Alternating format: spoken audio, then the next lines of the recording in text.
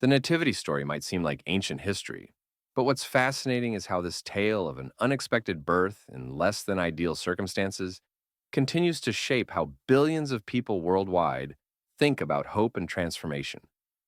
You know what's really interesting about that? The way this story completely upends what you'd expect for such a pivotal moment in history. Instead of palaces and pageantry, we're talking about a stable. Exactly right. And let's look at the historical context here. In first century Judea, you had this intense political climate under Roman rule, and most people were expecting a powerful military leader. Instead, the story centers on a teenage girl from a small town called Nazareth. That reminds me of some fascinating demographic research I read.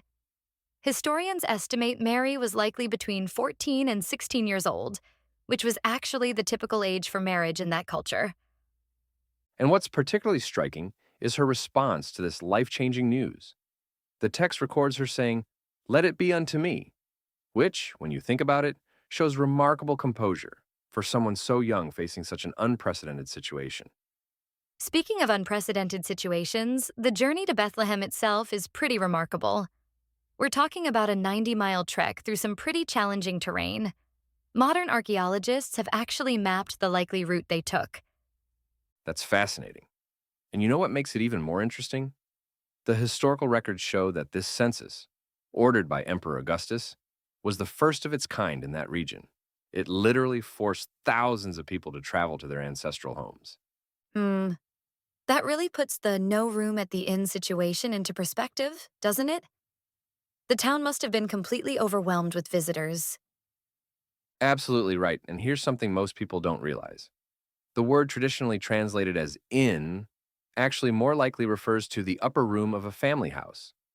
So we're probably talking about staying with relatives who had no space in their guest room. That's such an important detail because it changes how we understand the whole situation. These weren't strangers turning them away. It was probably family doing their best with limited space. And then we get to the shepherds, which is really fascinating from a sociological perspective. In first century Jewish society, shepherds were actually considered unreliable witnesses in court. They couldn't even testify in legal proceedings. Yet they're the first ones to receive this world changing news. That's quite a statement about social hierarchy, isn't it? It really is. And then you have the wise men, who studies suggest were likely Zoroastrian scholars from Persia. They would have traveled anywhere from 500 to 900 miles following that star. You know what's interesting about those gifts they brought? In today's market, the gold, frankincense, and myrrh would be worth an estimated $20,000 or more.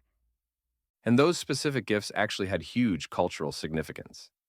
Gold was a gift for royalty, frankincense was used in temple worship, and myrrh was used in burial, each one pointing to a different aspect of the story's significance. That's really fascinating how these details we often gloss over actually carry so much meaning.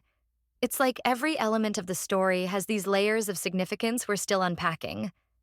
And what's particularly relevant for today is how this story continues to influence modern narratives about hope and transformation. Studies show that even in secular contexts, people are drawn to stories that follow this pattern of finding significance in unexpected places.